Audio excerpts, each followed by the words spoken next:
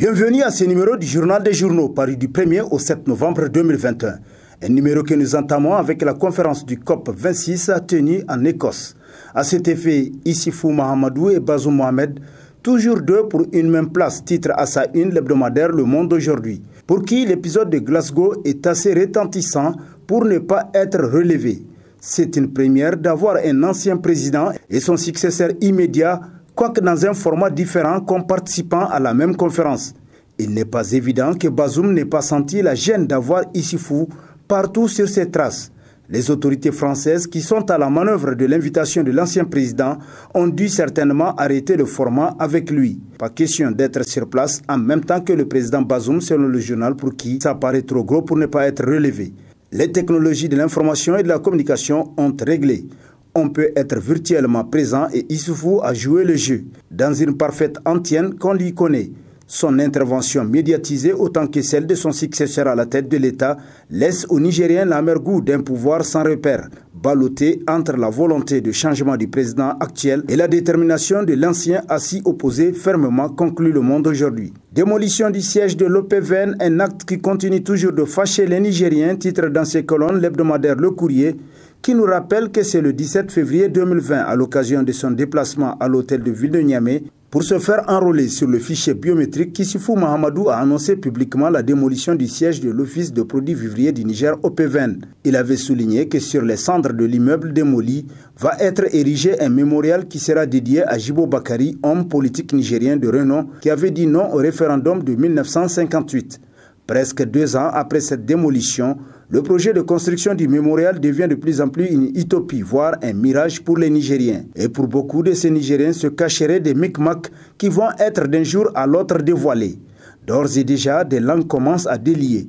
Il semble que l'immeuble sis au quartier Dar es Salaam, qui abrite actuellement le siège de l'OPVN, appartiendrait à un proche ami de l'ancien locataire du palais de la présidence, d'après l'hebdomadaire qui poursuit. Tout ce qu'on pourrait dire est que la politique de faire loger des services de l'État dans des bâtiments privés est une mauvaise pratique à décrier, parce qu'elle s'apparente à la concussion, selon Le Courrier. Renaissance, actes 1 et 2, Issoufou prisonnier sans condamnation du juge, titre entre autres à sa une l'hebdomadaire L'Actualité, qui constate qu'aussitôt qu'il déménageait du palais présidentiel, Issoufou Mahamadou s'est fait prisonnier sans condamnation du juge en la matière. Cette prison sans condamnation de l'ancien président Issoufou Mahamadou sur le dos du contribuable fait intérieurement mal à beaucoup de Nigériens. Logiquement, si Issoufou aspire s'enfermer, alors qu'il s'enferme pour toujours dans sa propre maison et laisser nos gardes s'occuper des terroristes et autres bandits qui gangrènent le pays ces dernières années, d'après le journal pour qui c'est son problème. Aujourd'hui, il n'y a qu'au Niger où les portes du palais présidentiel restent plus accessibles que celles de la résidence d'un ancien chef de l'État.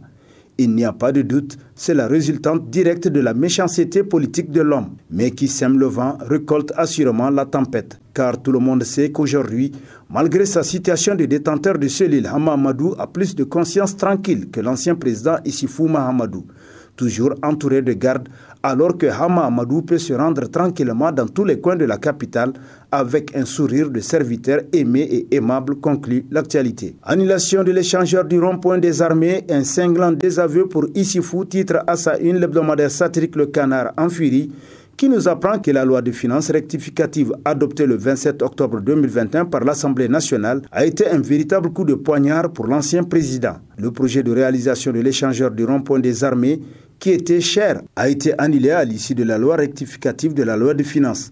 Un échangeur dont il avait procédé au lancement des travaux le 27 janvier 2021, histoire sans doute de lier son successeur et de le contraindre à laisser faire. Bazoum ne l'entendait pas de cette oreille. Sans tambour ni trompette, il a fait annuler ce projet insensé à plus d'un titre, d'après le satirique pour qui la suppression de ce projet vient s'ajouter à d'autres remises en cause qui tendent à confirmer que bien qu'issu de la même famille politique, le président actuel n'est pas sur la même longueur d'onde que son prédécesseur.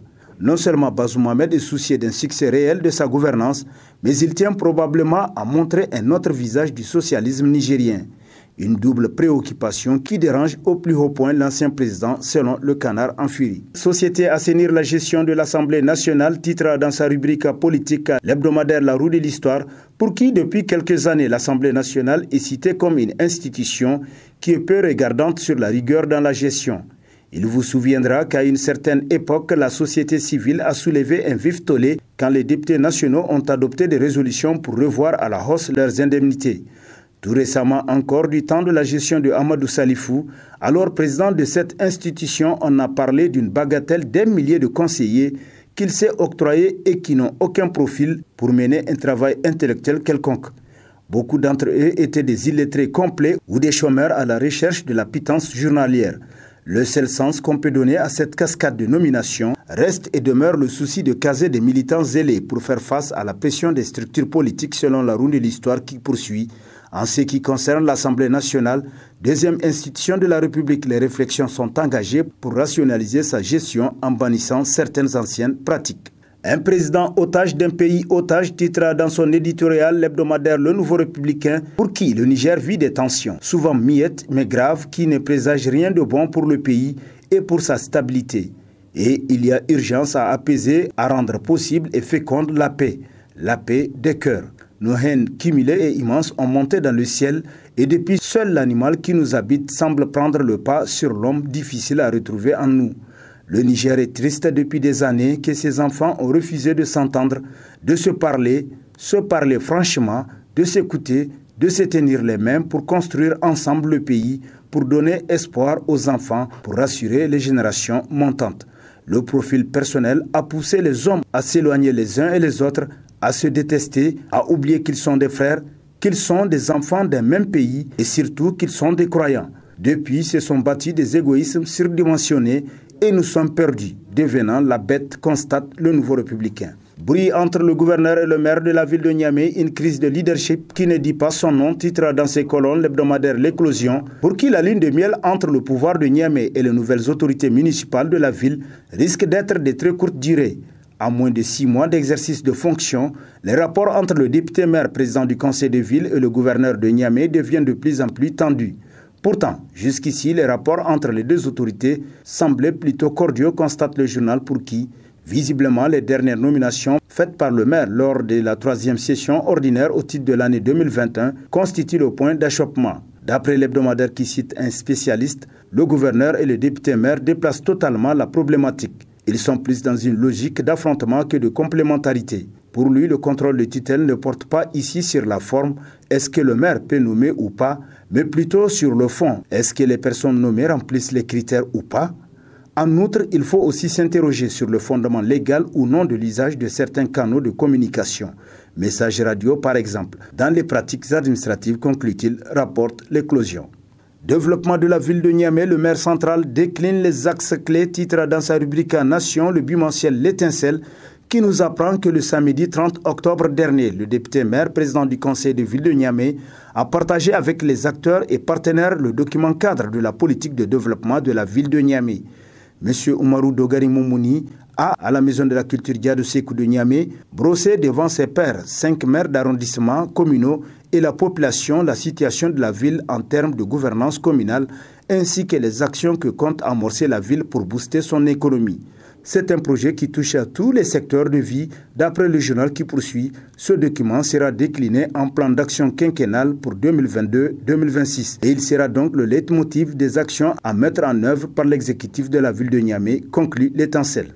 Ousmane Hamma, pacte rompu, s'exclame l'hebdomadaire Nia Info qui nous apprend qu'il est unilatéralement rompu par l'autorité morale de l'Oumana qui, comme d'habitude, décoche ses flèches et tire toujours le premier, même s'il rate très souvent sa cible. Cette rupture laisse Mahaman Ousmane désarmé et confus, selon le journal pour qui il se trouve brusquement éjecté hors du monde fantastique et merveilleux dans lequel le pacte le maintenait et nourrissait ses illusions. À la rupture du pacte faustien s'ajoute la désillusion et le retour à la réalité de l'avocat de Mahaman Ousmane, maître Lerouana, d'après Nia Info pour qui celui-ci n'a plus la certitude qu'une force magique infléchira les cours des événements et installera son client dans le fauteuil présidentiel.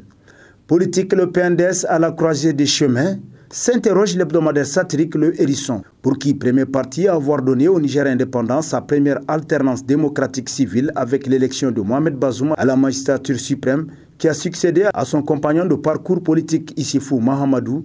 Le Parti nigérien pour la démocratie et le socialisme, PNDS Tareya, est aujourd'hui au centre de tous les débats de salon quant à son avenir sur l'échiquier politique national. Les socialistes nigériens sont-ils au summum de leur gloire? ou bien leur reste-t-il d'autres leçons à donner et d'autres tours à jouer, sont entre autres questions que se pose l'hebdomadaire. Notre seule différence avec mon prédécesseur, c'est dans le style à laisser entendre le président Mohamed Bazoum plus d'une fois. Et cela relève de l'ordre du naturel. À chacun son empreinte digitale, conclut le hérisson. Fait divers, 3 individus ont agressé un caporal de Fann ce 1er novembre, titre dans ses colonnes Niger Inter Hebdo, qui constate que les rues de la ville de Niamey sont de plus en plus dangereuses. 3 individus armés de machettes à bord d'une moto Cassia ont agressé un jeune soldat sur le boulevard Tanimoun le lundi 1er novembre 2021 vers 2 h du matin. Le jeune soldat qui a été agressé est un caporal de l'armée nigérienne en mission au G5 Sahel et qui venait de déposer son ami à Yantala, un jeune étudiant de 23 ans. Il rentrait chez lui à bord de sa moto Hauji 110 à Lossagongu quand, arrivé à la hauteur de la boulangerie Goudel, l'agression a eu lieu. Selon la police, le jeune caporal avait aperçu à travers son rétroviseur les 3 individus armés de machettes qui venaient vers lui. Le caporal de Fann a alors tiré 2 fois sur lui. Selon la police, une balle a atteint l'agresseur au genou gauche. La seconde sur la fesse droite est ressortie par le ventre, tel que rapporté par Niger Inter Hebdo. Patriotisme et professionnalisme. Titre pour l'éditorial du numéro 34, le bulletin d'information et de liaison de la police nationale Sentinelle, qui nous apprend que dans la nuit du 15 au 16 octobre dernier, des bandits armés ont attaqué un village de la région de Maradi, où ils ont enlevé une dizaine de personnes. Aussitôt alertés, les éléments de la compagnie mobile de contrôle des frontières de l'opération Farauta Bouchia, en patrouille dans la zone, ont engagé les poursuites contre les ravisseurs. Malgré le feu nourri des bandits, nos forces ont réussi à libérer les 12 villageois enlevés, tandis que les ravisseurs prenaient la poudre d'escampette. Cet énième succès prouve à suffisance le professionnalisme de la police nationale et au-delà des forces de défense et de sécurité nigériennes, ainsi que leur constante disponibilité à répondre en toutes circonstances, dès lors qu'il s'agit d'assurer la sécurité des citoyens et de leurs biens.